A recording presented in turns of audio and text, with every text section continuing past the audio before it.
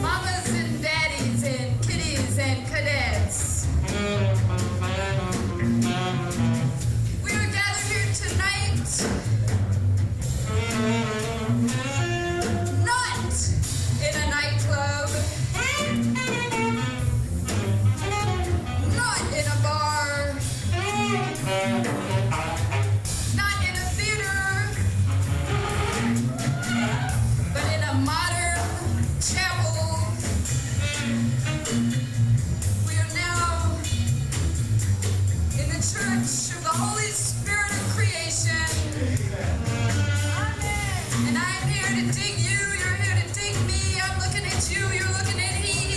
she. Talk about how pretty she is, how pretty the stars, how pretty me, how pretty you.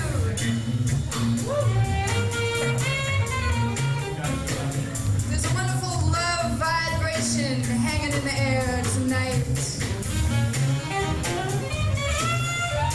I feel the power of an extraordinary man. I see you all out there patting each other on the back, talking about who the greatest cat in the world is, Mr. Wise and Weezer, Mr. Woos and Waz, and Mr. Underhill, all in the hills. They gotta get it straight. But tonight, we're gonna lay a cat on you whose words are living in our hearts and minds even today. 90 years after the wonderful day that he joined the planet, we're here to celebrate. We're here to celebrate poetry.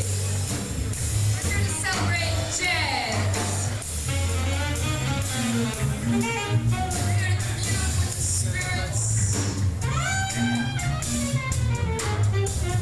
Would it embarrass you all if I told you that I loved you?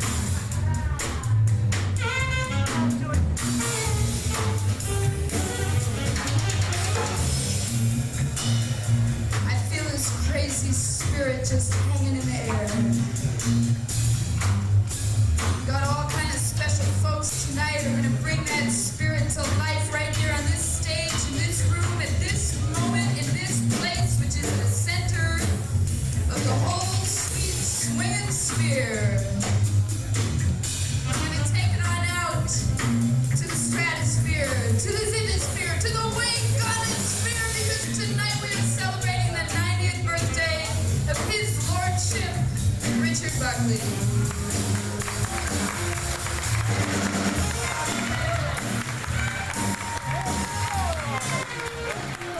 See his picture sitting over there. We're going to try to do honor to this man tonight.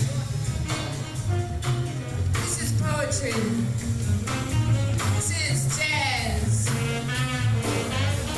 This is the jazz of the living, of the breathing, of the wonderful word. This is poetry. This is jazz. We're going to hear about the bird, the great bug bird. We're going to hear about Jonah and the whale. And then, of course, we couldn't leave without hearing about the Naz. This is poetry. This is jazz. This is poetry. This is jazz. This is Heinrich Carpenting on the drums.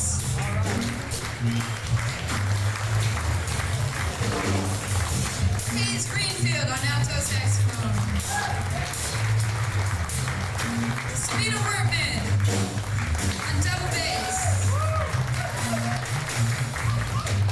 My name is Cinader, and all together we are Poaz Yoaz. Thank you. I want to bring a cat up now. I want to lay a cat on you who's spent a lot of his sweet, precious swinging time putting together the words and sounds and thoughts of all those people who have dug and will dug Lord Buckley. And he's put all these words down in a book. And this book is making the rounds. It's collecting the right vibrations. And one day, you and me and he and she will all be able to buy it. But tonight, we're lucky enough just to get to talk to the guy who wrote it. And he's going to come up here and share some words with you.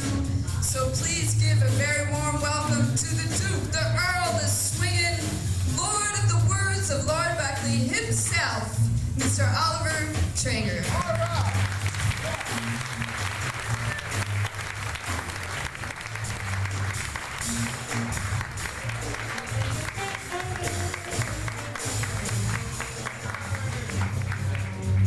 The Queen is in residence.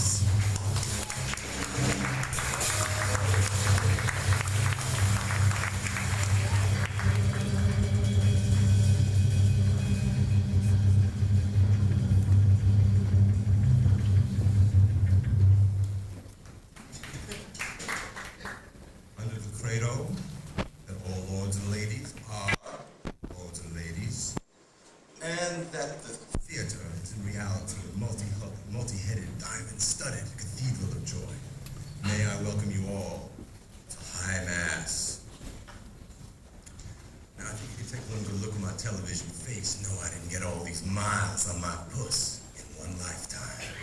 That's right, I'm a reincarnated cat. I knew Lord Buckley pretty well, and I'm just like him. He's just like me. We're people worshipers. We believe that people should worship people. Really do. I went out looking for God the other day myself, and I couldn't pin him. So with my 2 times 2 is 4, I figured that if that great stash, that great lake of love known as God was swirling like some vortical snap within us all, that we were all gods and goddesses, you see. And I've met a couple of them in my lifetime, and I think you have too. Am I right? I don't know about that Jehovah cat up there. I can't reach him. Seemed like every time I was in some kind of bind, nothing mystic came to me. It was always some man, some woman saying, we'll groove you this way, we'll groove you that. Got me on my way. Like I was driving my car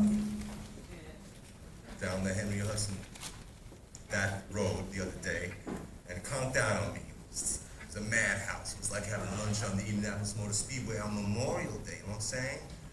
And along came God. And there were 2 of them. There was a big God and a little God, and they didn't know me from a. But they pushed and they pulled and they yanked and they clanked and they thanked and they gave me every assistance possible and they got me on my way, and I have not seen them since.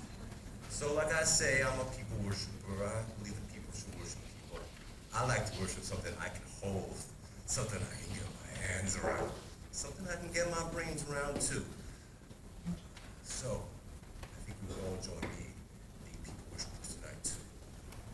Now, back into regular MC mode. There's a couple of, there's some pieces of,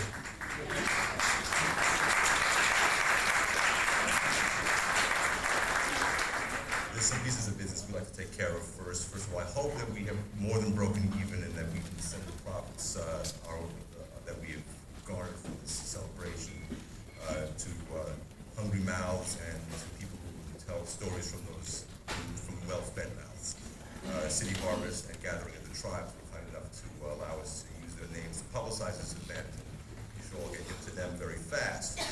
I should mention, what's that? Oh. How's that? Is that cool? Is that better? Okay. I don't know about these, Mike. You're right. We want to hear you.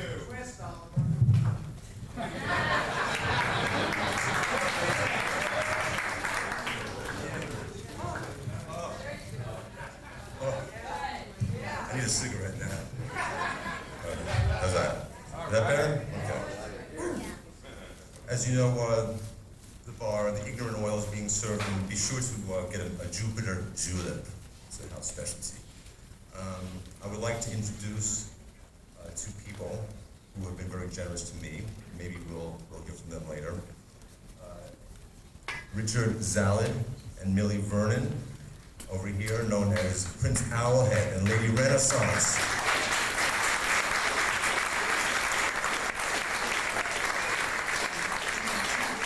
In Lord Buckley's Royal Court.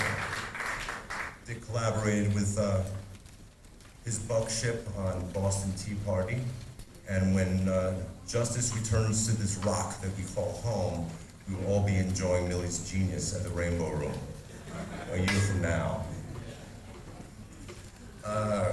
Where was I?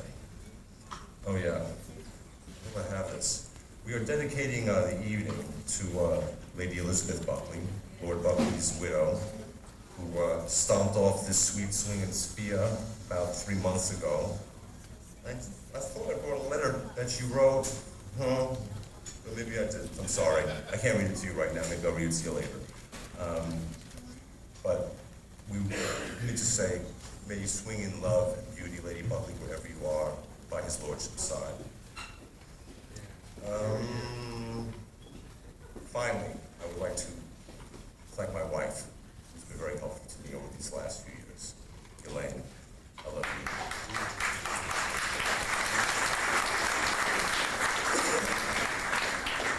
Okay, now I want to ask you a question. You've all heard about Vasco da Gama, the island bumper, right? Yeah. I said, you've all heard about Vasco da Gama, the island bumper, right? Sure enough. Hey, he was a cat with a big fat press agent, say. Da Gama bump island #1, boom, put in the book. Da Gama bump island #2, boom, put that in the book. But there was this other cat with a lean, mean press agent that cut this first cat to shreds. And they called this here cat Alva Nunez Cabeza de Vaca, the Gasser. And Alva Nunez Cabeza de Vaca the Gasser, he was a warrior cat for Ferdinand I of Spain. And Ferdinand I of Spain, he was a happy time kind of king. He was a good time kind of king. He was a kind of king that liked to ball it up Monday, Tuesday, Wednesday, Thursday, Friday, Saturday, Sunday, and Monday, Tuesday, Wednesday, Thursday, Friday, Saturday, and Sunday. He's the kind of king, he liked to stick his head out in the early bright and say, look at Princess Liberty today. She looked pretty cuckoo. Give that chick another castle. We ain't got no more castles, Your Majesty. Then build her one then, you idiot. Don't stand there looking like a fool. He was the kind of king, let me tell you, he was not spending his money. He was blowing his gold like Vesuvius reaching for Pompeii. Well, as a consequence, this king cat was a little bit short on his gold kick, and it was Alva Nunez Cabeza de Vaca, the Gasser's misfortune to get caught with a square captain on a short tilt, and he blew his whole gig on the coast of Florida in 1510. And Florida in 1510 was Crocodile City. You couldn't sit stupid squat without them gators snapping all over the place, and the mosquitoes that wasn't dive bombing you was hitchhiking rides on you, so you know the joint was jumping. Furthermore, these cats was deflapped, de-wrapped, de-mapped, de-rigged, and de-gigged. That means they ain't got no job. Downsized a little bit, pink slips in the mail, you know what I'm saying? So, there was 3 of them. There was Alva Nunez Cabeza de Vaca the Gasser, a parrot upon his shoulder there, and a Moor. A Moor, as you might know, is a Mohammed head of North African extraction. And they went stomping up the coast of Florida in 1510. They didn't know where they was going, but they knew that where they wasn't it. So, they went stomping up the coast of Florida in 1510. They hang a Louis, they'll stomp all the way to Texas, take a little curly Q around the book depository. They stomp all the way to North Dakota. They get to North Dakota, they turn around Mount Rushmore, and they stomp all the way to Mexico City. When they get to Mexico City, Alva Nunez Cabeza de Vaca the Gasser sat down to knock a little note on Ferdinand I of Spain to hit him where he had been goofing all this time. Only took him 8 years. Little Sunday afternoon flip, you know. So, in his letter to Ferdinand I of Spain, the Gasser wrote, I know you're a great big king with a great big fat book, but let me knock another leaf on you. I've been suffering from pavement rash. I've been Bill and Gill. I've been flammed down at hand, but I never been on no jazz kick like this riff you just put me on now. And furthermore, and he went on to relay a story about how he and his buddy cats came to a little Indian village one day. He turned to his buddy, he said, you boys hungry? The boys say, well, if you hungry, we hungry. If you ain't hungry, we ain't hungry. If you hungry, we hungry. If you ain't hungry, we ain't hungry. The hike had gotten to them a little bit, you know, they're looking like Michael Jordan on a good day, you know? So he's like, cool. You can do it. So he's about to stomp down to the Indian village, but here come the chief, stomping out of the teepee. He can't stomp right up to them. He looked in their big blue eyes. He said, me know you know come see. You fly high sky, you big miracle wig. You help me straighten up my buddy cats over there. My buddy cat over there, he had trouble, 17 crocodiles, snapping on him. You get him walking again, you get him talking again. Me, I lay a couple of boxes of acorn, maybe a squaw or 2 on you. Okay? Okay, the chief's buddy cat, the one he wanted straightening, was in delicate condition indeed. He was not on the razor's edge. He was on the horn of the scone. He was breathing in staccato just to keep the pilot light lit. He was about to hit that wing fitting station. I'll take a size 17, Jake, you know?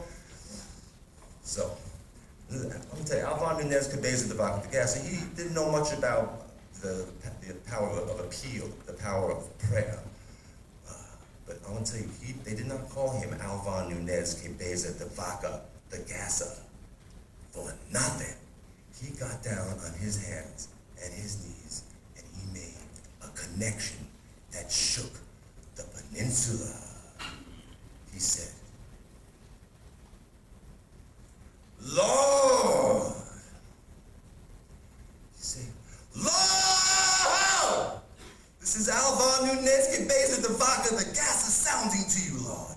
Don't bother looking for me in the book, Lord. You will not find me there. I've been blowing in another part of the field for Ferdinand I of Spain, Lord. I've been taking them out. I ain't been bringing them back in. You help me do this one little favor, Lord. I see your switchboard is lit up with calls from all over the world, all over the universe saying, do me this, do me that, help me here, help me there, give me a cheeseburger, give me a Coke, hold the fries, how about some ketchup, how about some mayo, hope you guys fix my car. Even though, Lord, I never blowed a note for you in my life, Lord, I'll tell you now, I'll tell you once and for always, you got yourself a boy! Looked around the corner with his fingers. There was the chief's buddy cat smoking a bone, leaning up against the lamppost saying, pass the sake. Well, the gas that blew 17 dozen and a half miracles across the land. They even came to a cat who'd been under the rug for 3 days, put the gas around him, got him walking and talking again. That knocked the chief out, knocked the Indians out, knocked the gas out too. At the end of his letter, to Ferdinand I of Spain, the gasser said, King, there is a great power within, and when used in immaculate purity, can heal and cure and cause miracles to occur. And when not used, it recedes from you. Alvar Nunez Cabeza de Vaca the Gasa, 1500 and leaping Mother Tan.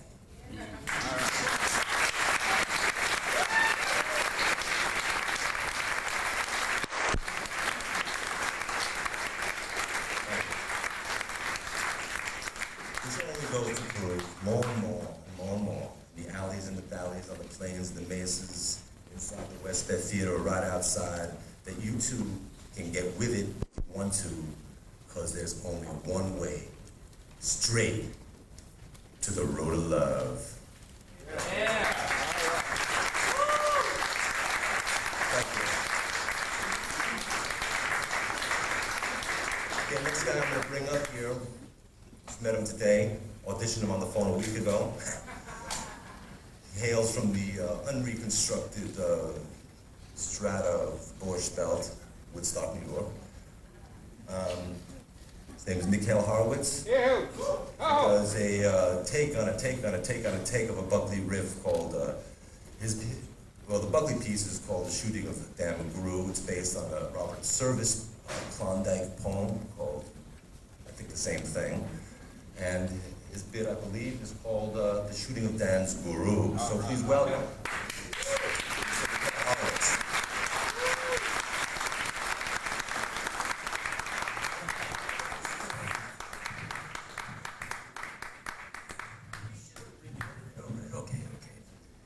Well, good evening.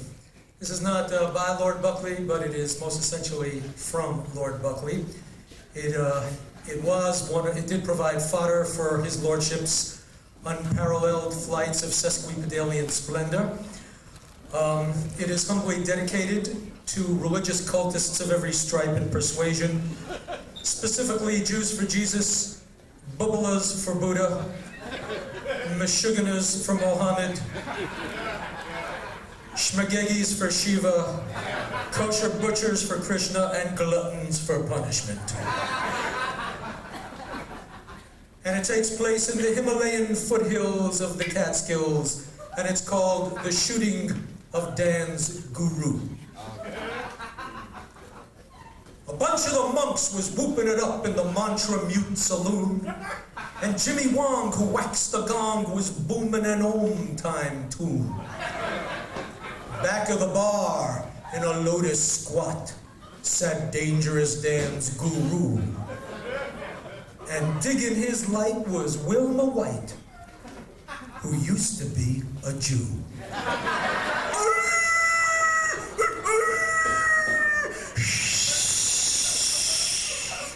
When out of the night an anchorite slipped up to the temple door,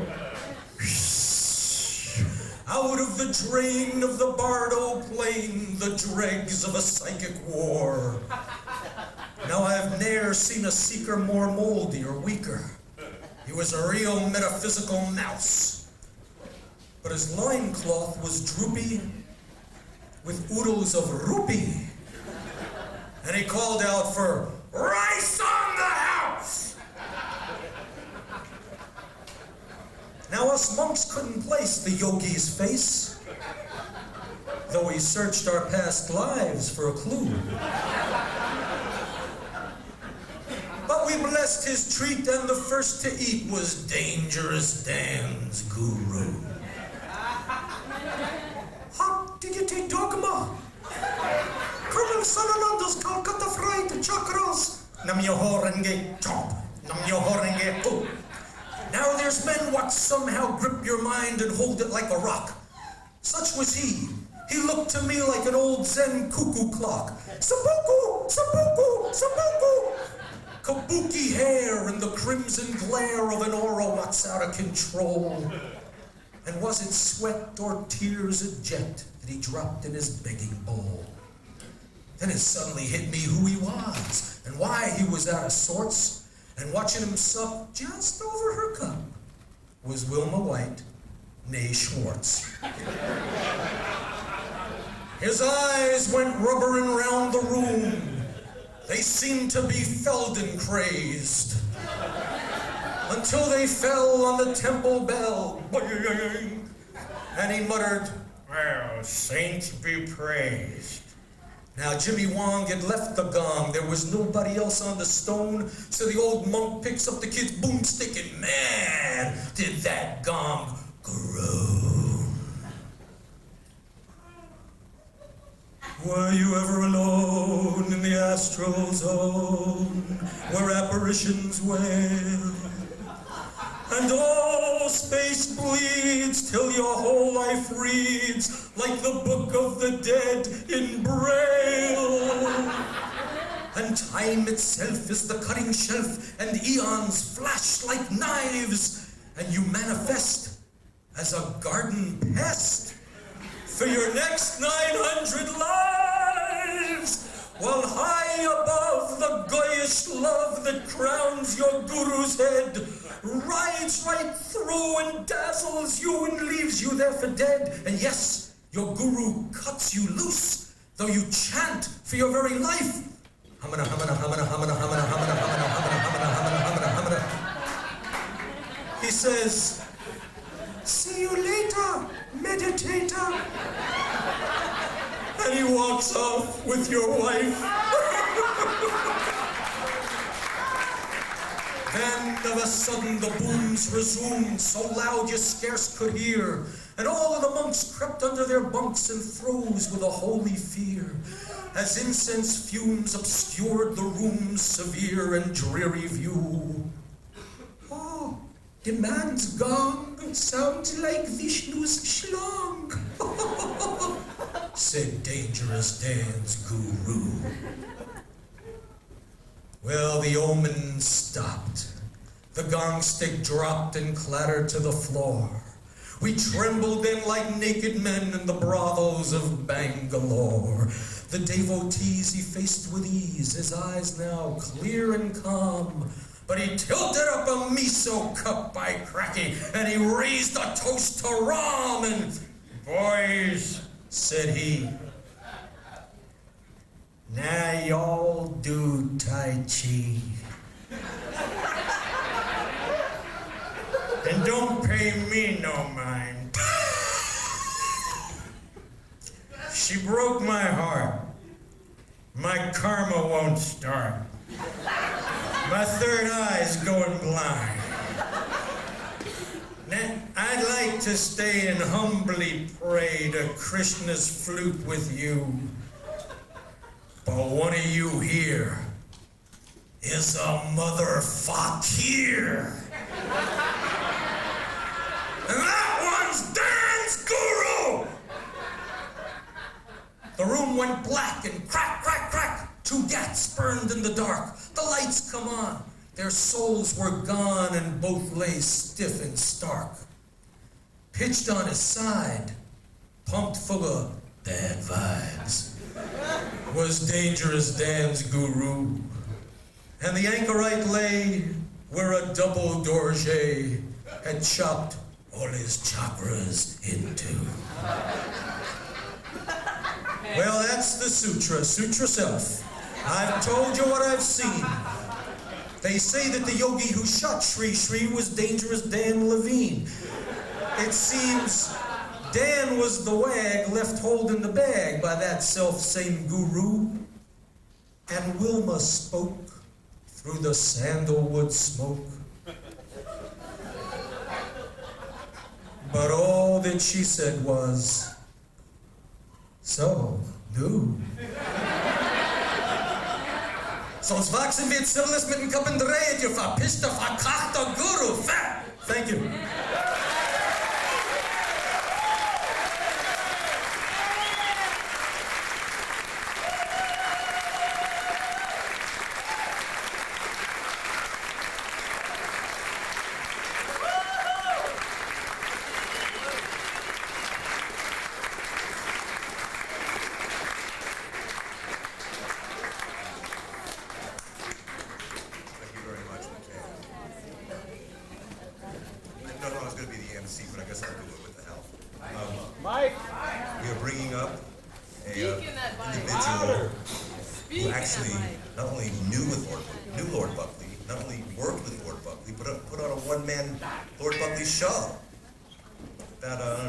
12 years ago in LA, Lord Buckley's Finest Hour, which really stands as like the ultimate reinterpretation of the master's work.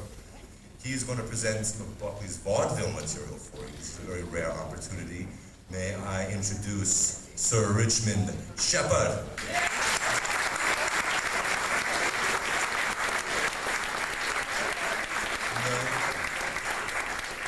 There's a little bit of audience participation, I warn you.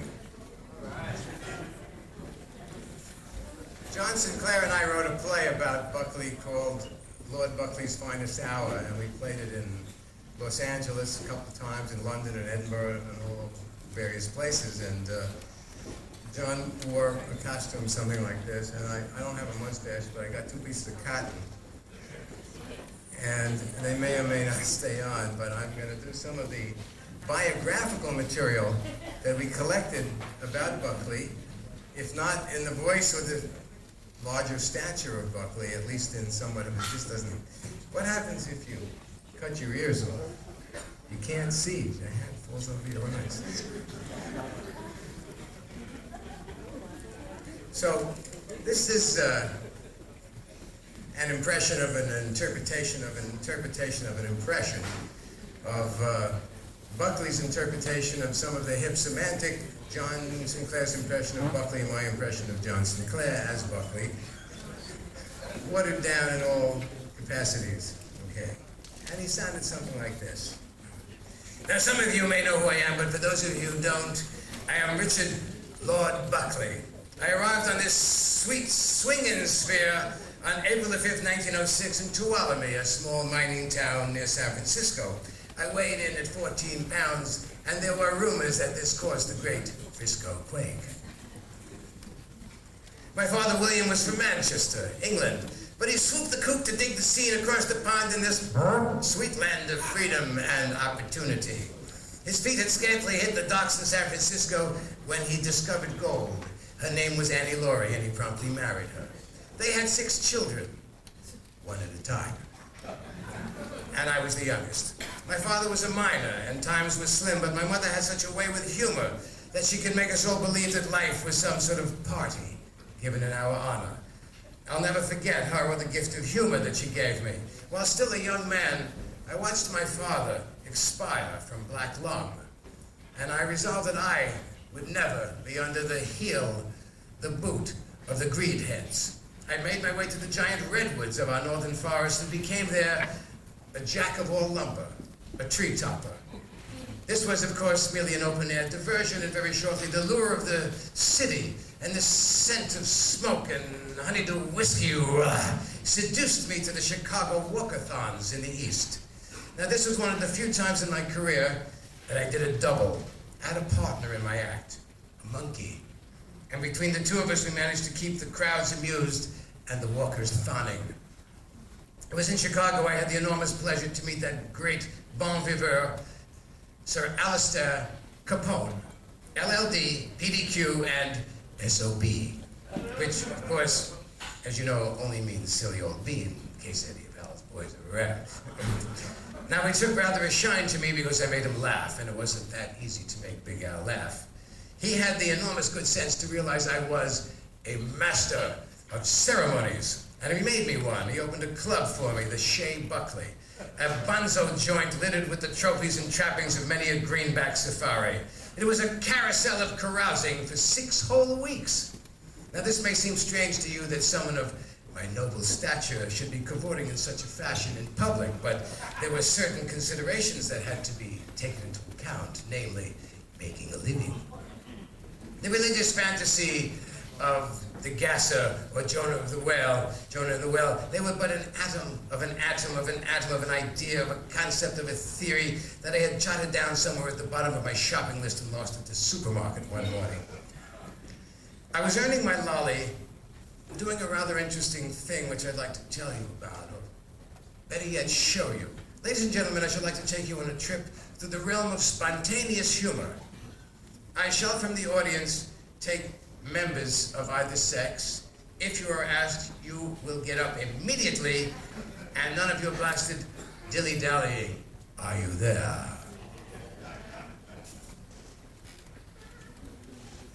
Let's see. We have a volunteer or two. Yeah. Come on up. Hey, 4 people. 4 people. Use the mic. Point them out. Point them out and pull them up there. You will come up immediately. Sir, I need you. Yes, young man, come right up. You are elected, young lady. Come back here. All right. All right, yes, sit right there. Yes, you, sir. Let's sit here on the end. One woman. And you, madam. Madam, straight shirt. You're elected. Come on, Sally. Yes. Come on up. Quick. Maria, all right, Maria. Right in the center. Watch out for that face. Use the mic. I will. I'll use the mic.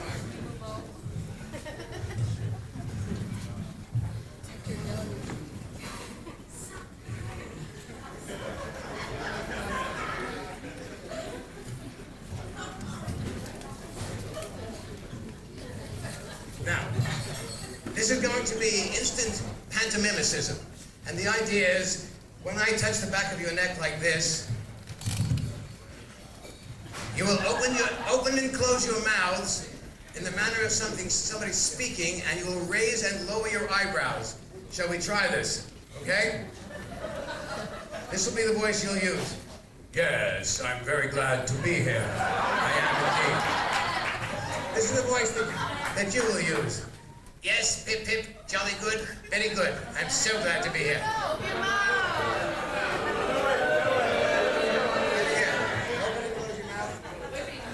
Hello. Yes, here I am. I'm opening and closing. Very good.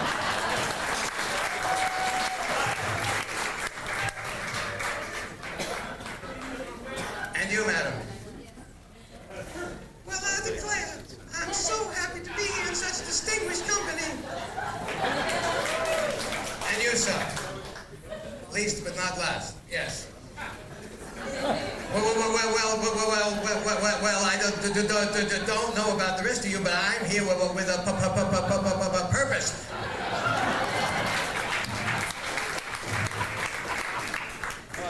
The scene is a garden patio in the San Fernando Valley in California.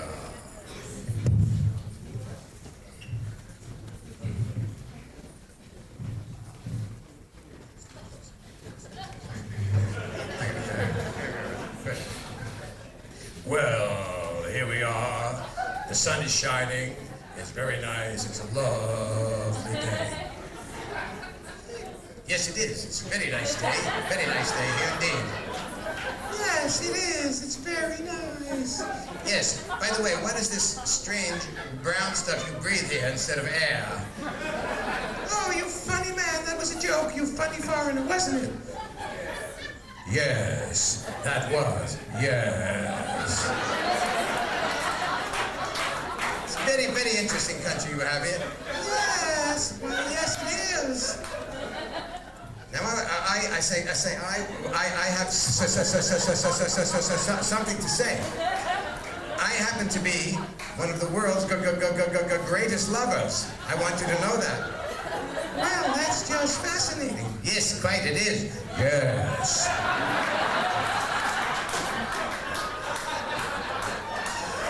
I say, what have you got?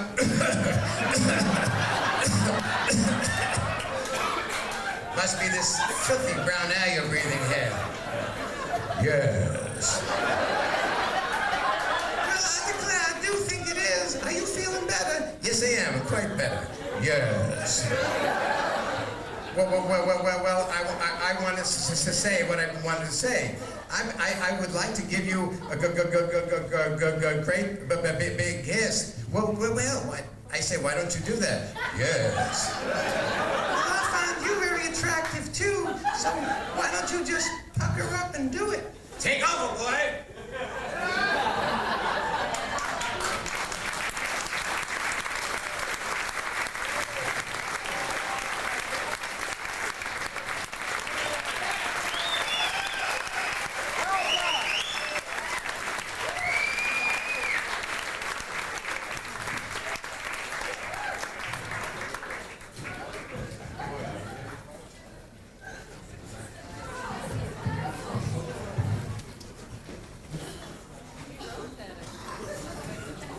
Once again, in the words of Lord Buckley. Well, that was very interesting, wasn't it? And believe it or not, I actually made a living doing it. In the course of my career, I did that routine 9 times on Lord Edward of Sullivan's television show. But remember that atom of an atom of an atom? Well, let me tell you what happened to that and how it came about. I had always admired the language of the American beauty Negro. Here was a tongue of such power and purity and beauty I found it irresistible. I could not resist this magical way of speaking, nor the power it had for good in its purity and sweetness, a power that said, hip, sick, sick, everything is understandable. A voice spoke to me from within. Doesn't it to you? Sometimes? Once? Of course. And this black riff voice swung, grooved, and gassed me, triple-hipped my soul, launching the fabric of my very being into the outer realms of the far gonosphere. I was way out there with no hope of return. I wanted very badly to communicate this gorgeous theme, and so I laid it on my dearest and nearest, that band of nil desperati ordained and destined to later become the royal court. To my enormous edification, they dug it deeply. After I appeared on Lord Edward of Sullivan's TV show the 3rd or 4th time, I said to him, Lord Eddie, couldn't I try, just once, a short wheat bubble in the language of the hip semantics, something like Jonah or the Gan? I'm sure America would dig it. And he said, Dick, your hip material is great. It's really terrific. Forget it. He wouldn't buy it. So there I was in New York. You know, America has changed since I was up and about. I recall Count Carlo and I strolling down that magnificent cavalcade of light. Some of you knew Count Carlo. And there we were walking down Broadway, passing with due ceremony the sacred weed, one unto the other. Nobody knew what it was. If they had known, they'd have locked us up and thrown away the key. At that time, it was an offense that was second only to raping a cop. Nowadays, if you tried passing a joint on the street, you'd have 1 million instant buddies. Yeah. I remember actually one day, one evening, walking up to one of New York's finest and saying, Excuse me, officer. I want to report a dope addict. That gentleman over there. Very careful, he's watching us. Actually happened. Well, lords and ladies of the Royal Court, now I have mentioned the Royal Court before, and perhaps you don't know what it is or where it is. Well, it's here, it's there, it's everywhere. Everywhere that we behave like King Arthur and the Knights of the Round Table with the chivalry and grace befitting a royal court. When you leave here tonight, feel free to take it with you. Would you like to know the origin of my title? Yeah. Well, a friend of mine called Midas had purchased a circus in Chicago and was showing me over the premises when he was called to the phone. Leaving me alone backstage, I marveled at the chaotic agglomeration of apparatus and paraphernalia. There were wires and tires and mires and books and hooks and nooks and crannies and fannies and trapezes and pieces and sneezes and all kinds of jazz. Opening the lid of an enormous ancient trunk, I dug a sumptuous gold-trimmed royal purple velvet robe.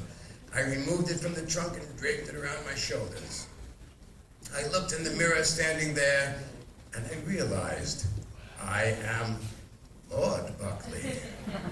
Having thus dubbed myself, I swept out from the big top and into the streets proclaiming, I am Lord Buckley. And nobody contradicted me.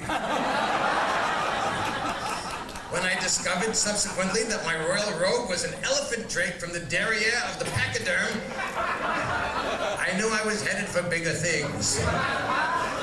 So you see, although I was not born great, I achieved greatness without having to wait for greatness to be thrust upon me.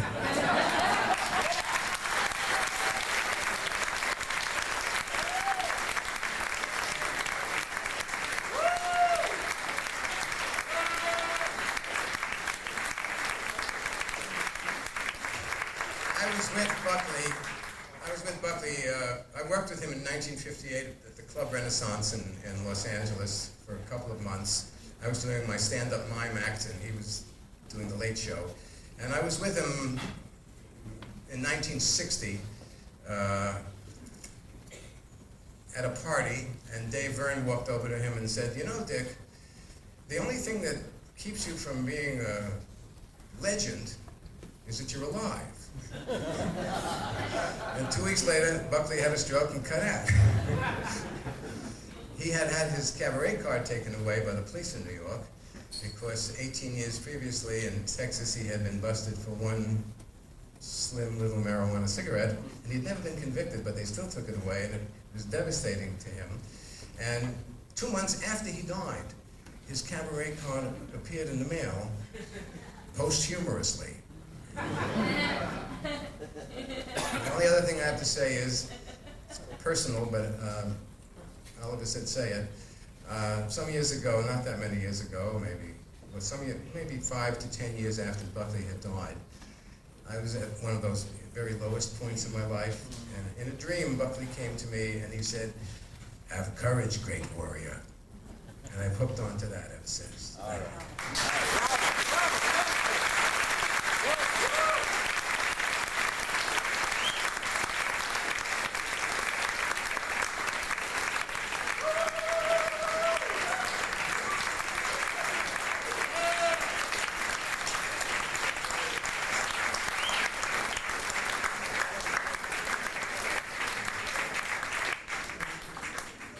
Indeed, a rare experience. Thank you very much, Mr. Shepard. For the last presentation of the first set, I would like to bring up another telephone audition. Just met this cat this afternoon too, and he does a hip gang that will impress and inspire every dong-dong player this side of the subcontinent. May I present to you Sir Jason of Eisenberg.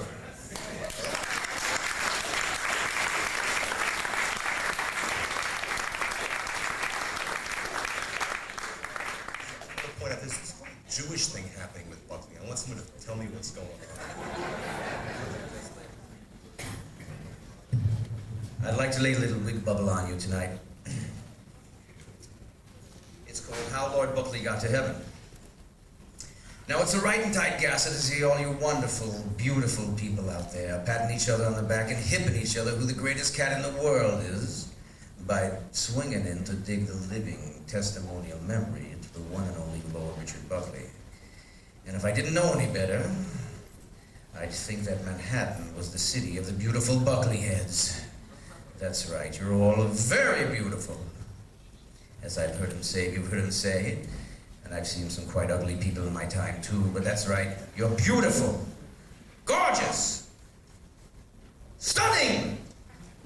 But that's not why I came here tonight. I was talking on the phone with our Master of Ceremonies. Oliver, where are you? He's also the director of the Intergalactic Buckley Maintenance Facility and the Institute of Disembodied Genii, which is headquartered right here in New York. And we were wondering about the following circumstance. Now please try to stay with me on this here. I can barely stay with it myself. Now when the NASA's Big Daddy up in heaven was hanging tight in the procreation business up there, he was checking out his assembly line to make sure his operation was running smooth, going smooth, running tight, ship shape, flip straight, nose down, chin up, codified, marketed, in control, size it right, buy it down, and to see how the scene was going in general. He came upon this Buckley cat on his assembly line there, and he did a massive double take. He took a triple somersault up in the air, flipped around, jackknifed twice, and dropped his whole cart all over the procreation factory floor and got his mojo bag all messed up and mixed up with all the tickets and the recipes for all the cats and kitties that he was making. And after he did that, he found out that this Buckley cat was oozing out of the man mold they was fixing him into. It seems like every cat and kitty that got made was just a kind of undifferentiated tissue until it got poured into this mold they had set up for him and got mixed up with all the stuff from the mojo bag. Are you with me so far, people? Thank you. So the NASA's Big Daddy up in heaven was perplexed and confused. He said, well, I must have goofed this one pretty bad. This here cat fit into my man mold about like a buffalo fit into a size 4, AAA, pink skin-tight leather, ballet slipper with a cosmic shoehorn, like a volcano fit into a skin-tight sharkskin suit on a Saturday night in Tallahassee, or for that matter, like a jet-propelled colossal bull ring circus day, cobra-headed king-size gorilla, jump off the 511th floor of the Chrysler building, fit and squeeze into a checkered cab in rush hour heading uptown. Except that the cab there that he got into, well, you see, the cabbie was a little bit too healthy, see? And he pulled up on his altitude meter, all the way up to heaven, you see what I mean? But on the way there, Lord Buckley was starting to get a little bit impatient, like, what's this gonna cost me? When are we gonna get there? Who's gonna be there? All this way and that. And so the cabbie had to turn around and said to him, man, you gotta take it easy. You gotta cruise yourself a little bit. You're getting the ride for nothing. So when Lord Buckley got up there to heaven, he rang the buzzer, and the cat at the door said, we'll be right with you, Mr. Buckley. So then this giant golden door slam open. Buckley walks through into the biggest, the wailingest, the grooviest, and the gonest damn party there ever was, and that's the story of how Lord Buckley got to heaven. But actually, I came here tonight to tell you another story, if I can remember it. About an incident from the life of the precious Mahatma Gandhi. Now, they call this here cat the Hip Gan. That's right, that's what everybody called him. They called him the Hip Gan, the sweet, precious Hip Gan, because he was India. He swung India, he gassed India, and he grooved India, and I'm going to tell you why. You see, India was bugged with the lion. Every time India get a little extra scarf in the cupboard, wham, here come the lion. Left them scarfless, swooped the scene, and it bugged him to death. But that was before the Hip Gan blew in on the scene, see? And the day that the Hip Gan blew in on the scene was the lion's big swinging day. Because he was into that scarf's patch, up to his shoulders, scarfing up an insane breeze. So the Hip Gan, he back away about 30, 40 paces, and he hold out his arms cool-wise, and he done a running bob jump and a Japanese ab-ab-a-dab and a Mexican tailspin, and stomped on that lion's tail so hard that the lion swooped the scene, and that gassed India. Gassed him. So naturally, they want to gas him back. So Mr. Rabbity, the Indian hip patrollo, he sent out all the notes to all the Indian musicians, to the rabbity players and the dong-dong players and the ding-ding players, the mangalong players and the reed heads and the lute heads and the flute heads and all the crazy boys that swing on out of the jungle. So they're going to come along and gas a big jam session for the gang. And here they come the happy group. They're grooving into this great big place to send and swing the gang. And when they all get in there together, Mr. Rabbity, the Indian hip patrollo, he said, boys, you know what to blow. When the saint comes marching in, they say groovy. So here come the gang. He got the 27 chicks with the horn rim glasses, 19 nanny goats, and 2 spinning wheels. And he looks so fine and so sharp and so groovy, because he got a nice clean white dowdah on, and the love light is beaming through his glasses and gassing the whole scene. And they swing him in, and they sit him down on some nice groovy sofa pillows, silken that is. And they cool the nanny goats, and the chicks all cuddle, and the band begins to blow. And my lords and my ladies, I'm gonna hit you. You may have heard a lot of jam sessions blown long. You might have heard of New Orleans flips. You may have heard it Chicago style. You may have heard all the jazz jumping, the craziest and the wildest and the most insane. You may have heard of many musical insane flips, but you studs and stallions and cats and kitties ain't never done nothing like these cats blew. They wailed so hard that the snakes in the jungle picked up on the lick. They came stomping into the station. They had to call out the snake guards, saying, sorry, boys, no dancing tonight. We're just hipping again. That's all. We just put in a jam session, brought the pro snakes clean down. But then they had to bring around the wig tappers, you see what I mean? And say, Jack, I can't put that wig back on you, man. It's going in the same hole. You gotta cool yourself a little bit. You're blowing too hard. And they were wailing up such a crazy, groovy scene that it was W for your head. And when the scene was all over, Mr. Rabbity, the Indian hip patrollo, he'd swing on over to the hip gang, and he'd do a nice swinging bow. And he'd say, oh, great, sweet, groovy, swinging, double clutching, high, non-stop, pine top, go, all double swings and beauty. And the hip guy would say, well, if I ain't up a big, fat, groovy pole on a rough hill on the way there. He said, tell me something. See, he's a very hip cat, the hip guy was, that's right. He said, tell me something. Did you dig the scene? And the hip guy would say, well, baby, when I hear them rabbity players and the dong-dong players and the ding-ding players and the mangalong players and the reed heads and the lute heads and the flute heads and all those boys wailing up such a beautiful love breeze, it brought to me the beauty and the mysticism and the wonder and the gorgeous swing and the gorgeous beam and all the great, wild, non-stop etheria that is Mother India. And Mr. Rabbit said, well, I likely twisted my wig getting this session together for you, but I sure did enjoy it because I see the beauty in your face. But would you do me a little favor? I say, of course, baby. He said, which instrument did you dig the most? So the hip guy looked at him and a love look came on his face and he said, well, baby, the music of all India, which I dig the most of, the instrument, you ain't got here. So Mr. Rabbit said, man, what are you saying? I got the doom-doom players and the dang-dang and the mangalong players and the reed heads and the lute heads and the flip heads and all the boys swinging out of the jungle. The gas a big jam session for you. You tell me the one that you did the most, I ain't got here. He said, that's right. Mr. Rabbit, he said, well, sweet double hypnose, great beloved sounding beauty, straighten me, cause I'm ready. And the hip guy said, well, that's right, now here's the lick. He said, baby, the music of all India, which I dig the most of, that swings my soul up into a great cathedral head of beauty, is the music of the...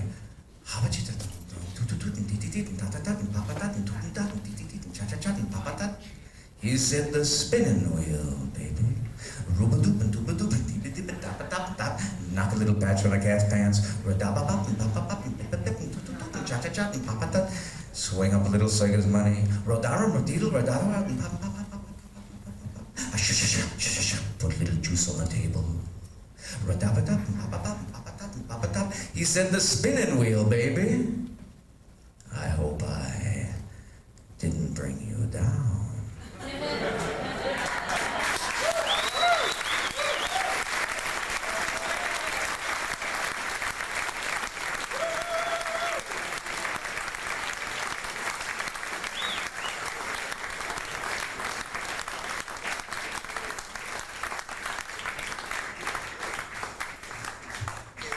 break time now, but before we do, first of all, I want to recommend these Jupiter Juleps. I told you about them before. They're part rum, part methane, part love. Yeah. Jupiter Julep. This is a letter from Lady Buckley to Sir David Amram. Some of you may be familiar with David Amram. He's an American treasure, composer, musician.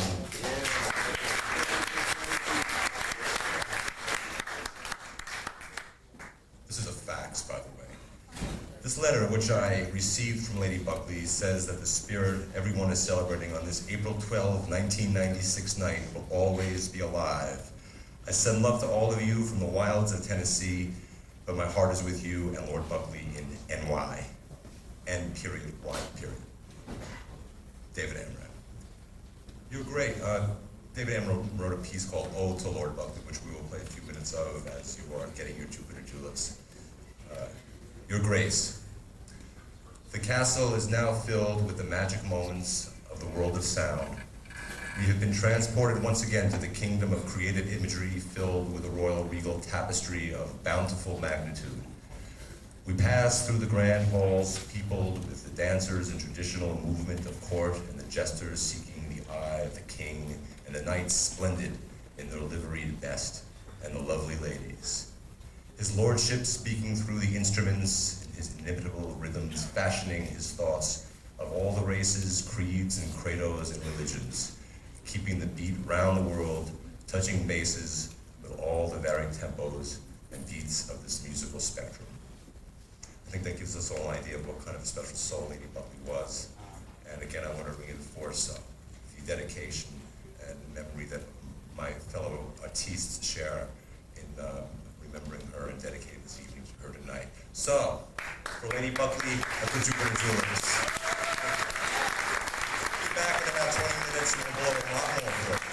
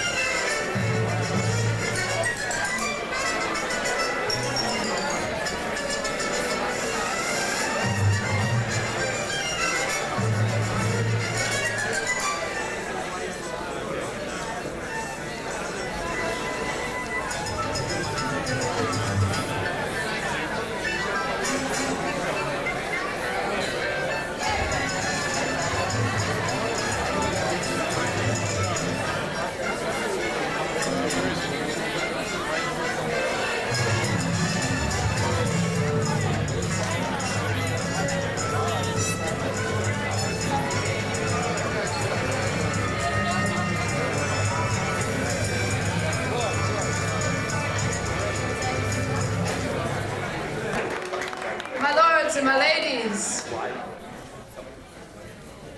I would like to share with you now,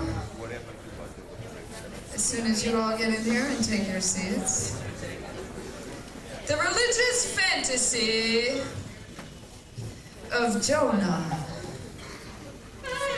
and the whale. When the great Lord was up in heaven on a hallelujah morning, when he happened to look down and he observed next to a great body of water a little mortal about 5'2".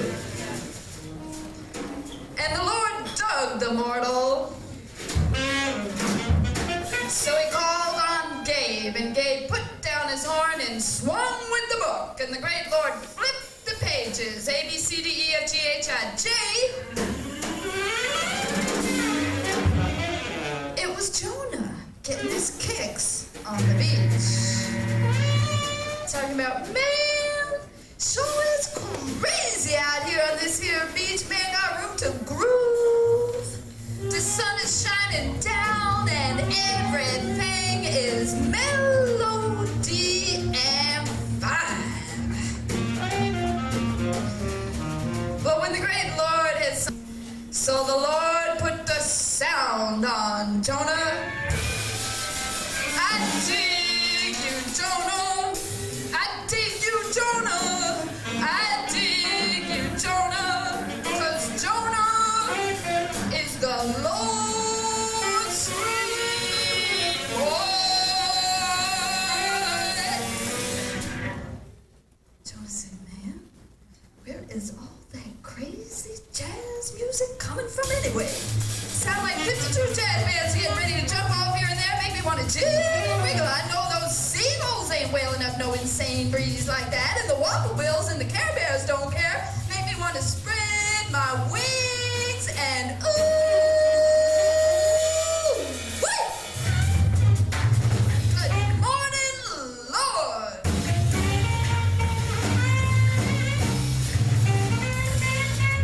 The Lord said, Jonah, got a little favor to ask. I want you to cross the Red Sea and put the message on the Israelites. They're swearing up over there. Jonah said, you don't mean this here big-sized pool, do you, Lord? Look at them waves, Lord. They're 6 foot tall, Lord. Don't you mean some little old Jonah-sized pool, Lord? The Lord said, Jonah, put your nose into the wind and the message will come to you. So Jonah put his nose into the west wind. Wasn't there. He put it into the north wind. Wasn't there either. But when he put it into the hallelujah south wind, it was there. He followed it for 32 days and 22 minutes till he came to a great cathedral-like group of trees lifting their glorious arms in supplication to the Master.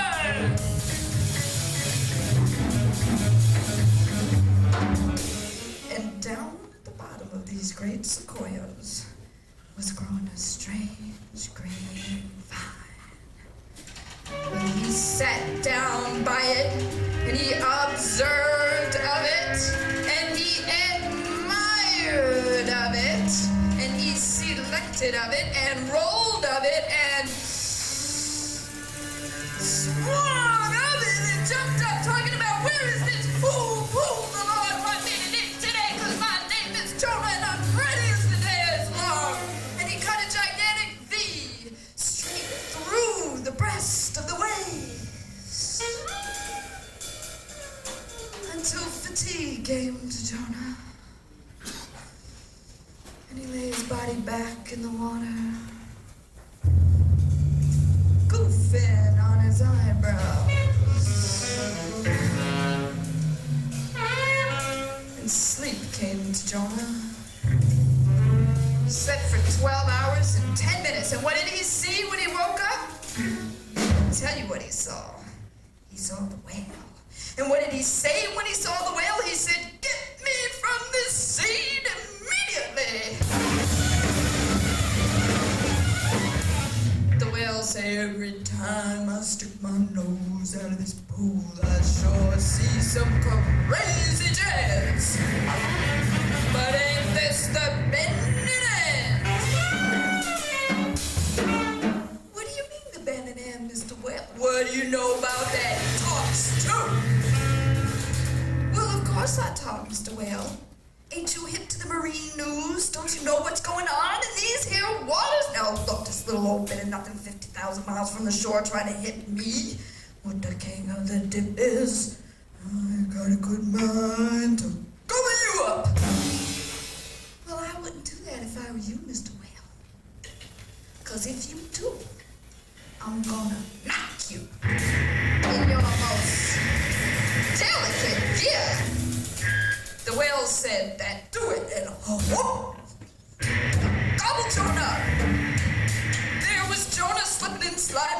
side of this great sea mammal to the other, fears tearing at his heart. He can't go out the front end, he's afraid to go out the back.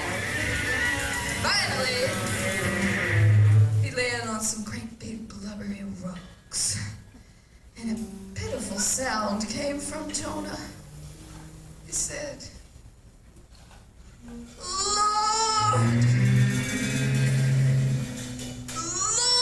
can you take me in this fish?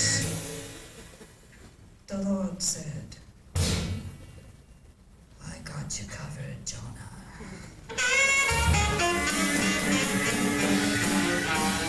Jonah said, maybe that's why I dig this cat so much. He got such a crazy sense of humor. He's saying he got me covered. He's got me surrounded. The Lord said, Jonah, reach into your watertight pocket, pull out that crazy cigarette you rolled under the trees, and courage will return to you. And Jonah did. So there he was, puffing on a crazy cigarette inside of this great sea mammal, and the pistons are boom, pushing and pam, pulling, and the engines are expanding, and finally, the whale said, Jonah. Jonah said,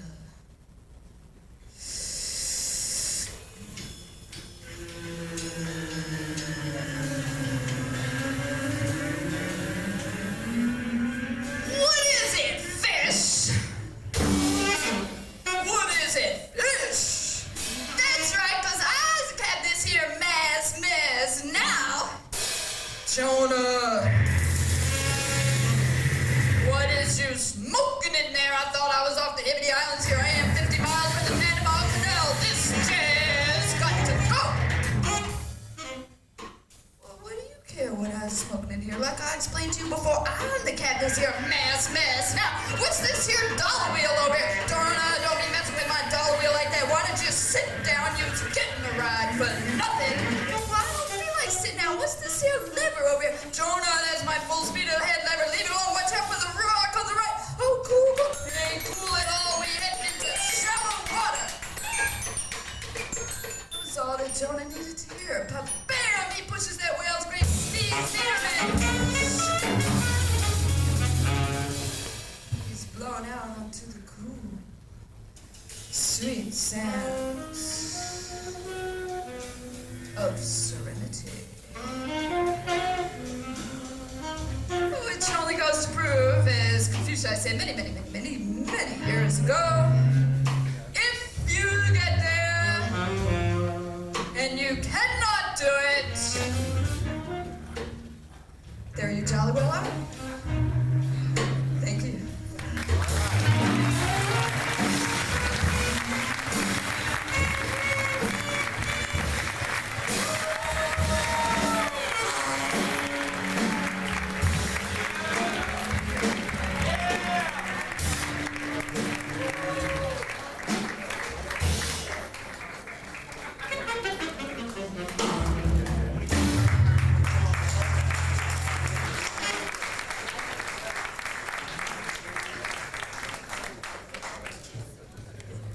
I think I love more than you with these guys right here. Boy.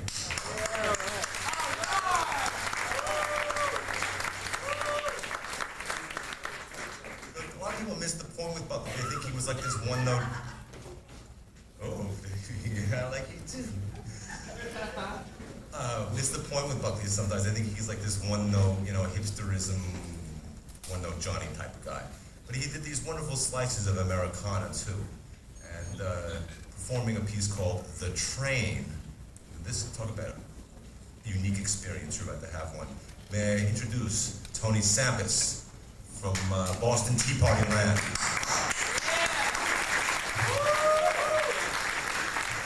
Thank you. My lords and ladies of the Royal Court, would it embarrass you too much if I told you that I love you? I just wanted to say that. The train.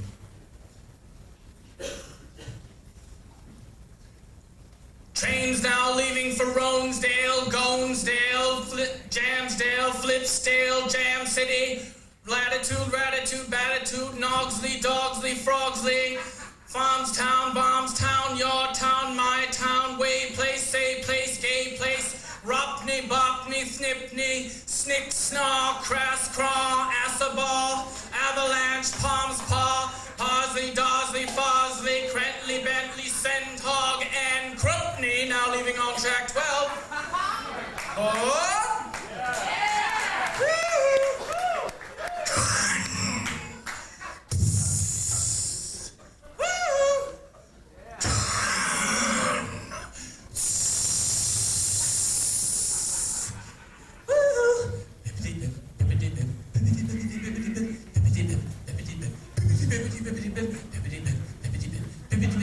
Tickets, please. Let's see our tickets out here. Tickets, please.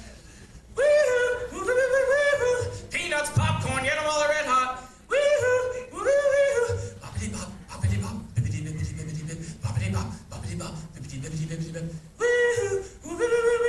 Last call for the diner.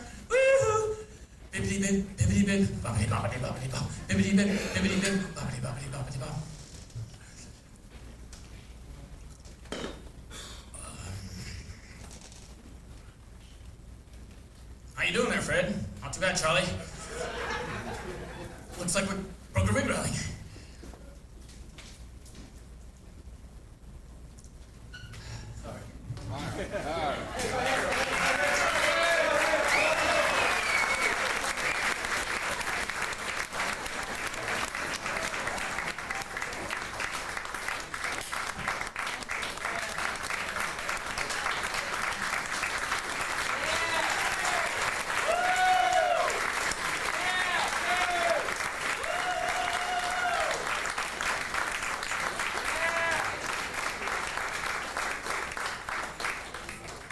Aside from the difficulty of coming up on a stage, this shit is hard to fucking do, man. It's years of commitment. Like, to get like one little lick of Buckley down, man, you have to commit yourself with your heart, your soul. Look, I want to hear it one more time.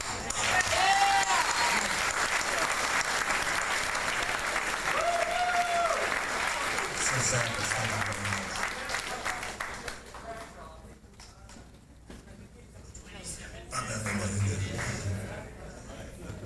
That's rap music. That was rap music that this cat was doing in the 50s. Okay, I don't want to bend you here. The gospel. For some 16th century humor and some anti-nuclear humor. Dig that. Tom Calagna.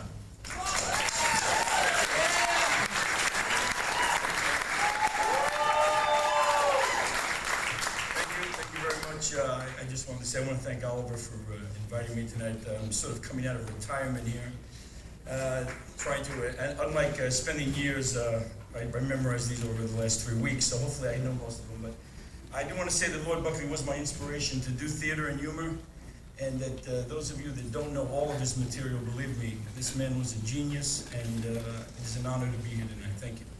I'm going to do 3 little bits that are all from an album called The Bad Rapping of the Marquis de Sade, which I think is one of his best albums. There are 3 short bits. The first one is the H-bomb, which is a very interesting piece because it was written in the late 50s during the fear of nuclear holocaust, rather timely now still. The second would be the Chastity Belt, which is a historical fantasy. This woman as well, I don't know if she's wearing one, but she's aware of it. And the third piece is a tribute to His Majesty the Policeman.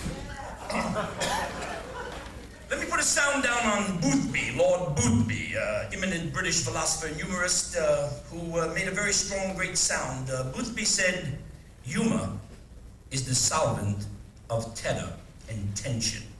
Another great humorist, Thurber, came out with a great line. He said, we in America must be aware that humor is one of our strongest allies. And I say, is it the duty of the humor of a given nation in a time of high crises to attack the catastrophe that it faces in such a manner that it makes the people laugh at it in such a way that they do not die before they get killed. So I decided I'm going to take $1 billion next month and start an elongated campaign Against the radio, the video, the airwaves. We're going to get the television and all the newspaper people, all the funny people, everybody invented with humor, and get a big elongated campaign against the gas of all time, the bomb. Yes, a spear of humor against the bomb. We're going to rent billboards, big ones, little ones. We're going to go out there and get everybody involved, and when all is said and done, when you get finished with it, people are going to say, H-bomb.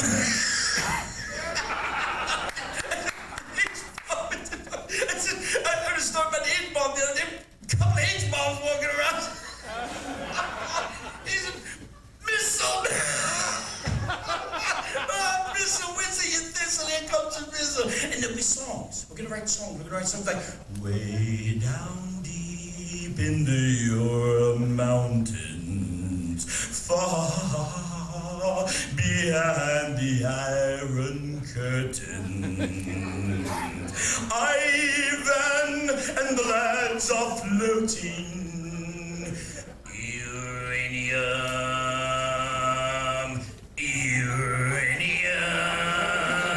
it's not geraniums. I'm hip that you know. But will you lose your aplomb when the atomic bomb comes your way? And will you be gassed when you hear that big blast on the west wing? And everything goes up, boom, and comes down. And 52nd Street just can't be found. And Symphony Mother Sid is history. Next scene is the Kremlin. Khrushchev's just returned from a very, very important visit. He's shaking rattles and bombs and making the rockets all over. And they have a big party for him at the Kremlin. And with Russian benzodrine and vodka, he's smashed out. He's in the silks with a concrete wig, and he's in bad shape. Well, Molly comes in, he says, Khrushchev! He said, not now, Molly, please, not now, anything, not now, please. I'm a very, very sick man, I cannot talk now, not now. He says, but Khrushchev! He says, there's very, very bad news. He says, what? He says, the Americans what? The Americans are in the street, laughing at the bomb. What? This is terrible news. If we cannot scare them to death, we cannot beat them. Give me a double shot of vodka right away. We give back Poland, see what happens.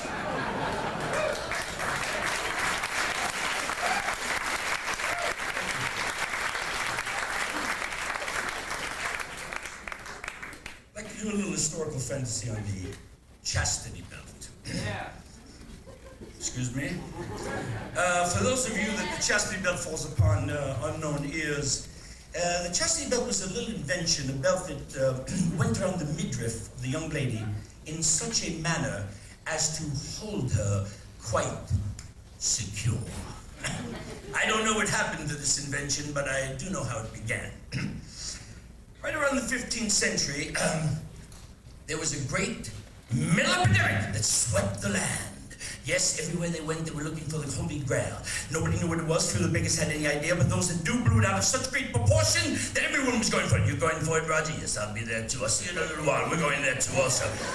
Now we go to Prince Finsterwald. The Duke of Finsterwald. He's in his courtyard regarding all of his men. He's got the knaves and the princes there. Everybody's getting ready for the very frightened to the gale. They're getting all the things together. They're getting horses and mules and everything. And all of a sudden the forges are in the background and you hear them going ding, ding, dong, dong, dong, dong, ding, ding, dong, dong, dong. And out from the smoke, amid all of this, comes one of the little forges. The little blacksmith goes up and says, Sire, I know I take my head in my hands. He says, not now, please. But the horses over there, take the mule, put them in the back. What do you want? He says, Sire, I know I take my head in my hands just to force you, but I need to tell you about something so magnificent, oh great light of all lights, something so absurd that I think you will be so with joy from... All right, very well, go indeed. Open the door, and on the table is a beautiful golden belt. It is made of Oriental gold. And there it is, all surrounded with little phallic symbols, each and every one of them embedded in virgin pearls. Why, when the Duke looks at this, rather than being impressed by it, he goes flip. He says, my God, man, what are you doing? You know how important this thing is. I don't know really the Holy Grail. Why do you bother me with this simple ordinary belt? Are you crazy, man? Why, if you bring this to me again by the end of tomorrow, you'll be singing soprano! Oh, sire, please, oh, sire, you don't understand. It's not an ordinary belt. It's a chastity belt, my lord. A what? A chastity belt. It is made to hold your lady fair in her honor while you, oh brave one, go out in search of the Grail. He looks at it again. My gads, sheer genius. Make me 12 at once. Okay, the next scene. The Duke has now transformed himself. He's turned himself into a magnificent Negro Duke. He's stacked him back in armor. He's on his way up to the lady's boudoir for his queen with the chastity belt behind him.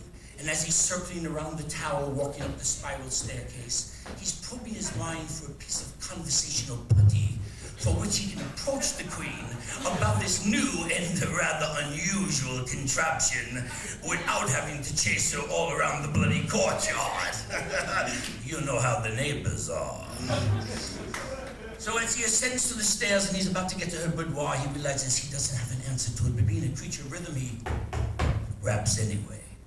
And a voice on the other side of the wall goes, "Who is it?" "Why, it's me, baby, the king." "Wow, is that my ever-loving, wonderful king lover, the greatest love in all the world, and the man who makes me crazier than any man around?" "Well, if I ain't, I'm a groovy pole on the way there." She says, "Fall in, Daddy." And all of a sudden the door swings open and there's the magnificent Duke. And her lady fair looks at him and says, my, look at the suit that you are wearing." He said, "Yeah, they got me in here rather tight, don't they, honey?" He says, "Yeah." He says, "They got to put me on the hoist to get me on the horse. But when I'm on, I'm gone." She says, "That's the living truth, Daddy." He says, she sees behind him the little belt. And she notices it, and in her supreme naivete, she says, "What you got there, Daddy? A jewel case?" And he thinks to himself, he says, "You know, I guess you could call it that. Yeah, that's what it is. It's a jewel case." He says, "You know, there's some guys outside on the hill that ain't on the hook for the Grail." She says, "I know that's the living truth, Daddy." He says, "And you know I gotta go out there and get it, don't you, my love?" She says, "I know you do, and I know you're gonna get it." He says, "Well, you know, some of those people on the hill," he says, "they're gonna jump up over the high, and they're gonna jump over the high, and they're gonna come over top of the wall, and then they're gonna go up to the Queen's boudoir, and when they do, this contraption's gonna give them the natural born surprise of their lives." All right.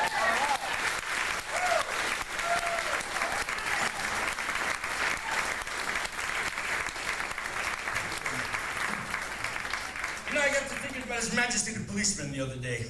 What a drag of a job that's got to be, huh? You get up in the morning, you're feeling real good, your squad car's been polished, you're in the mellow mood, you get out there on the road, and all of a sudden along comes some sucker in a station wagon, kids all in the back looking like flower pots. Going a little too fast, gotta pull him over, gotta bring him down, you gotta lay one on him, and when you walk up to his car, you don't know whether he's gonna take out a French 75 or a what the. So I thought I'd write this little song. His Majesty the policeman has been befriended every been the policeman, and you can bet your life he's hit the Mac the knife. That's His Majesty the policeman. So hey, remember the nobility. The here, there, everywhere it's mobility. You can look near and far, but they'll pin you by radar. That's His Majesty's the policeman.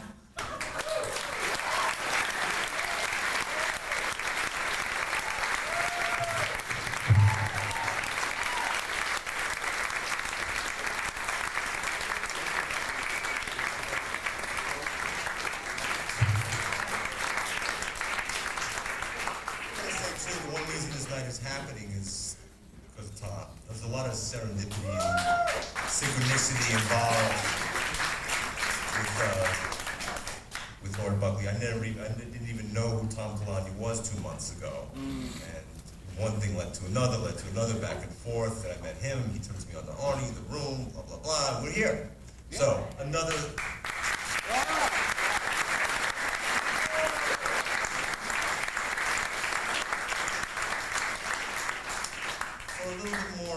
a taste of, Buckley was one of these people, full-blooded 3.5-person people. He lived 10 lives in one. And I want to bring Prince Alhead up to tell you a story, whatever story he wants. He's a great raconteur, and I'm sure he won't be disappointed.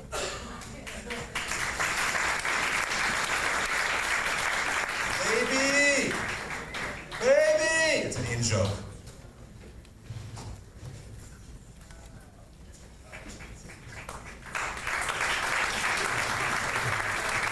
Yes, good evening. It's a pleasure to be here tonight. I'd like to tell you a little story about Lord Buckley. To preface it, I would like to say that he introduced me to my bride of 40 years, Lady Renaissance, the greatest jazz singer I've ever heard. And I go back with Buckley to 71st Street when he had a little apartment on the ground floor. And then we kind of drifted apart, and then I met him again in Hollywood, California. That's where I met my wife. And then I drifted back to New York, following my wife. And we got into the club date business. We were doing clubs all over the area, my wife and I. I'm a musician. I accompany her. And one day we were off to work, and the phone rang. And it was Lord Buckley.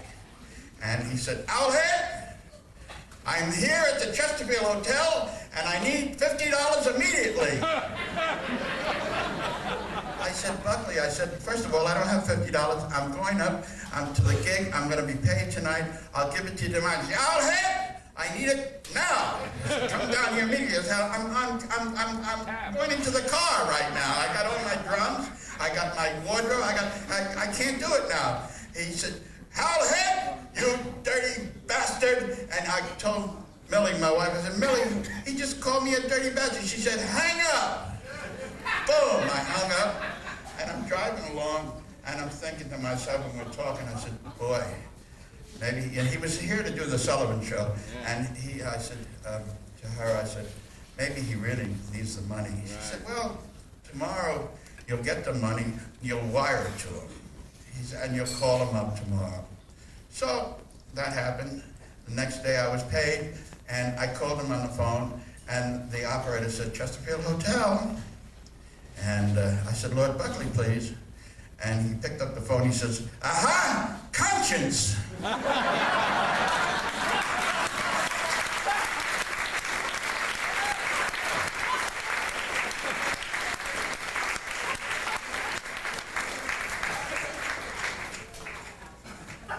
You got a million of them. Okay, I gotta deal with this shit again.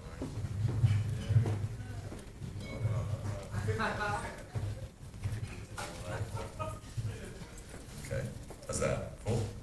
I'm gonna do a piece for you. It was actually not written by Lord Buckley or any of his colleagues, but it was written by a Cleveland poet by the name of Joseph S. Newman, who in fact was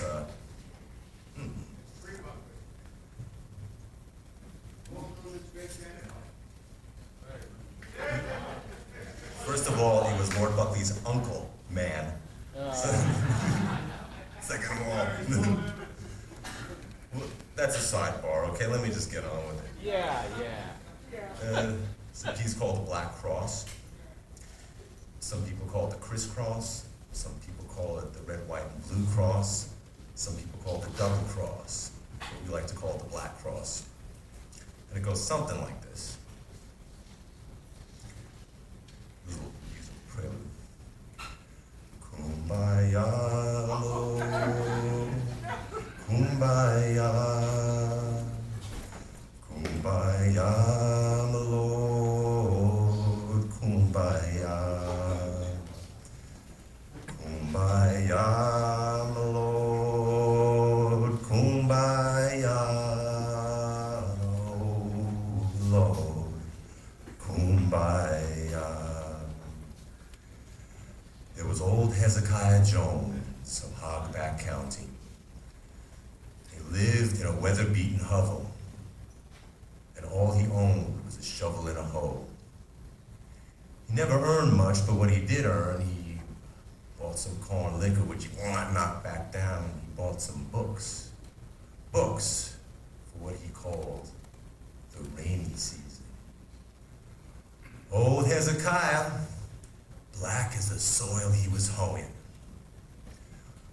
Folks around Hogback County said, well, old Hezekiah, he's harmless enough, I guess, but he better put down those goddamn books, 'cause reading ain't no good for an ignorant nigger. One day, Reverend O'Green of the White Man's Church came down to pay old Hezekiah a visit to talk to him about the pearly kingdom. Old Hezekiah, you believe in the Lord? Old Hezekiah said, well, I ain't never seen the Lord, so I can't say that I do. Old Hezekiah, you believe in the church, don't you? Old Hezekiah said, church can't make up their mind. I guess I'm just like them. I can't seem to make up mine either. Old Hezekiah, do you believe that when you die, you go to heaven for your last reward? Old Hezekiah puckered up his frosty brow and said, I believe that a man should be beholden to his neighbor, without the reward of heaven or the fear of hellfire. But you don't understand, said the white man's preacher. There's a lot of good ways for a man to be wicked. And they hung Hezekiah as high as a pigeon. And the nice folks around said, well, he had it coming, 'cause the son of a bitch ain't got no religion. Kumbaya, kumbaya, oh Lord, kumbaya. All right.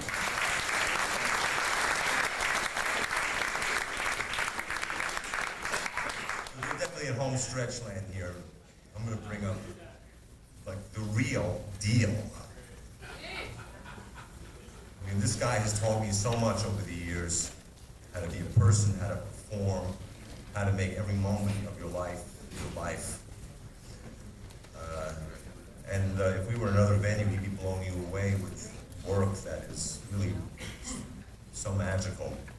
I'm not going to even talk about it because it wouldn't do it justice. Doing the Nas, Stephen Ben Israel. All right. All right. Yeah.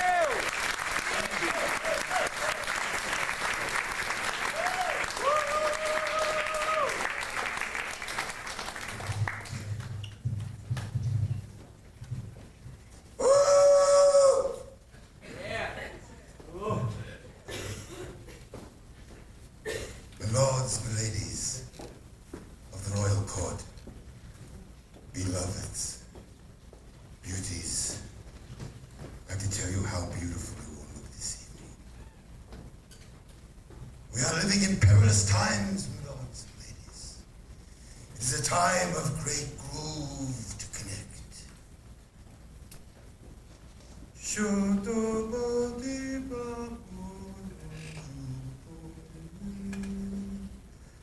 Now look at all you cats and kitties out there whipping and wailing and jumping up and down and sucking up all that fine juice and patting each other in the back and telling each other who the greatest cat in the world is.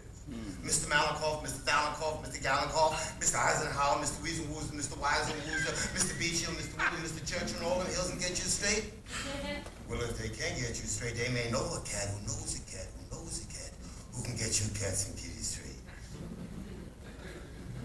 But I'm gonna put a cat on you who was the coolest, and he was the sweetest, strongest, grooviest, swingingest, wailingest cat that ever stomped on this here great big beautiful green sphere. And they called his head cat the Nas. He was a carpenter kitty. Now the Nas was the type of cat that came on so cool and so groovy and so with it. that when he laid it down, bam, it stayed there. Naturally, everybody's digging what he's putting down. He says, hey man, look at that cat blow. Man, that cat's wailing. That cat's wailing up the storm. Get off my back jack. I'm trying to see what this cat's putting down.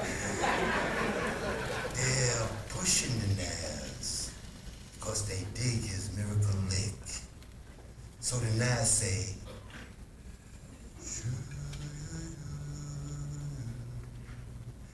Schwabadu. Cool, babies. Tell you what I'm gonna do. I ain't just gonna straighten 2, 4, 6, 8 of you cats. But I'm gonna straighten all 12 of you studs at the same time. You cats look pretty hip to me. You buddy with me? So one day the Naz and his buddy cats were goofing down by the boulevard, and they run into this little cat with the bent frame. So the Naz walk over to this little cat with the bent frame and say, hey, what's the matter with you, baby? The cat with the bent frame said, hey, my frame's bent, Naz! It's been bent from in front! So the Naz went over to this little cat with the bent frame, and he put the golden eyes of love on his hair, little kitty, and he looked right down into the window with this little cat soul, and he said straight and boom, the cat shot up like an arrow and was not bent no more. And everybody in the town jumping up and down said, dig what the Naz put on that boy. You dug him before, redig him now. Everybody's talking about the Naz, this great, swinging, beautiful man who swung with the glory of love, who straightened out the squares, who stomped into the money changing court and kicked the short change all over the place and knocked the corners off the squares. How he laid it down for this cat the first time, the cat dug it, didn't dig it. Laid it down for the cat the second time, the cat dug it, didn't dig it. Laid it down for the cat the third time, boom! Walked away with his eyes bulging, bumping into everybody. Yeah. The Naz said, dig! And thou shalt be dug. Drag not, and thou shalt not be drugged. Now they're pulling on the coattail of the Naz. They want him to do the autograph. They want him to do a gig here. They want him to do a gig here. They want him to do the radio. They want him to do the video. He can't make all that jazz.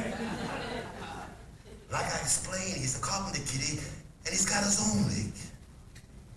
But when he knows he should go and show and blow and cannot go, he sends a couple of these cats that he's been hinting. So one day, there's a 60-cent gig, and the Naz is in a bind. He says, hey fellas, can you straighten it out for me, man? He says, yeah, Naz, take it off your whip. We got it covered. So they went these cats, and when they got halfway they had to go, all of a sudden there was a 20-cent pool of water. And all of a sudden they got a middle of water and on the boat, and all of a sudden, bam! And there's some light is flashing, and the sun is flashing, and the thunder is roaring, and this boat's going up and down, and these poor cats in this boat thinking that every moment's gonna be their last, but all of a sudden one cat look up and he go, here come the Naz! Walking across that water, just as cool and as groovy as anyone you ever did see, stomping. So now say, so the little cat on board, I think his name was Jude, he said, hey Naz, can I make it out there with you? And the Naz said, make it, Jude! This little Jude stomped 4 steps on the boat, dropped his whole cart, and all of a sudden Naz stashed him back on board. Naz said, what seems to be the trouble, boys? I mean, you're knocking on that SOS bell pretty hard. You want to bend that bell, knocking on like that. The guy said, what seems to be the trouble? The storm, and the lightning. And the Naz said,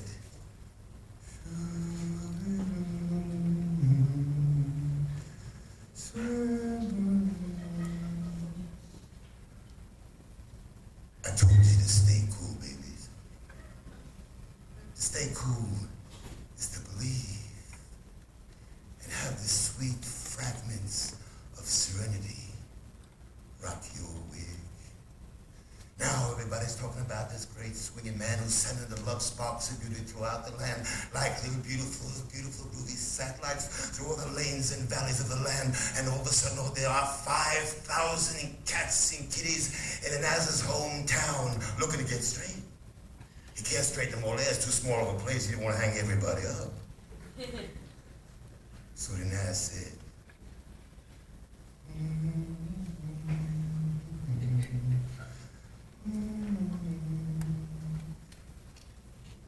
come on, babies. Let's cut on down by the pike.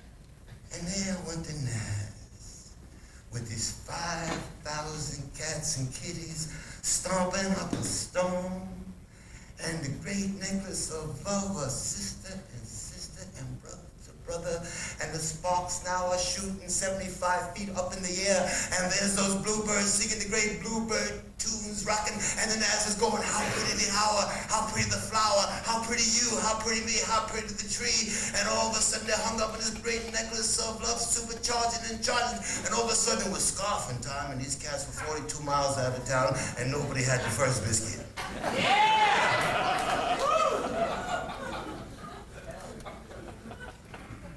So the Naz say, ooh,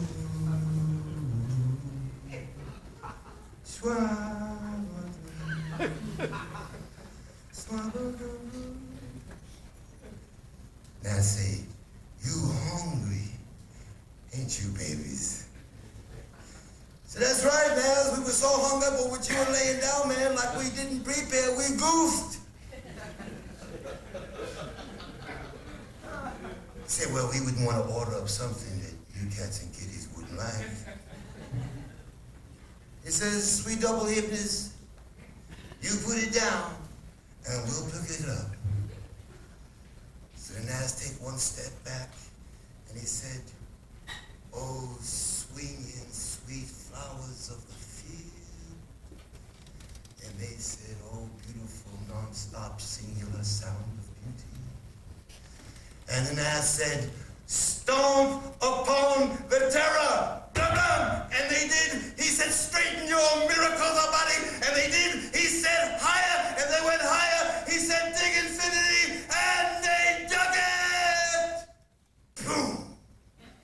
And then all of a sudden, in one hand, this groovy, delicious, smoked fish.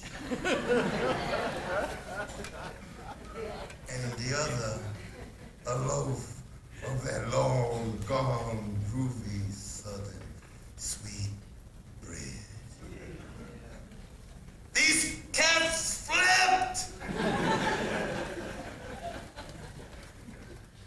The Naz, he never done nothing simple.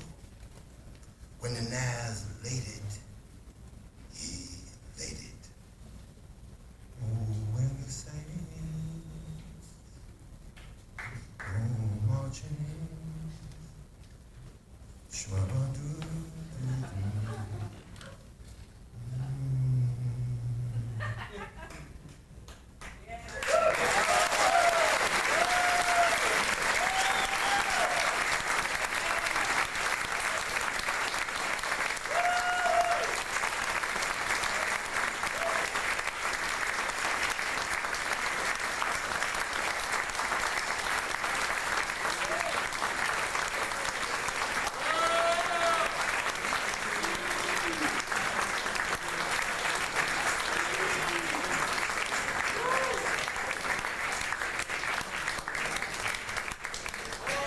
People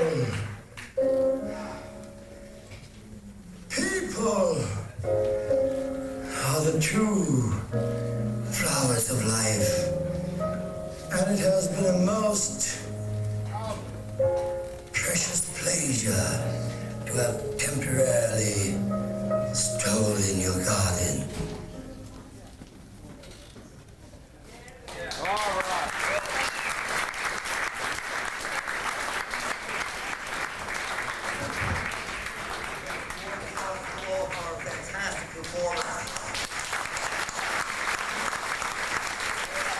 Cinader.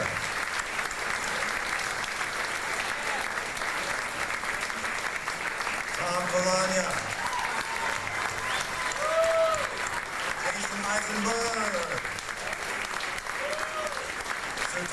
Sampas.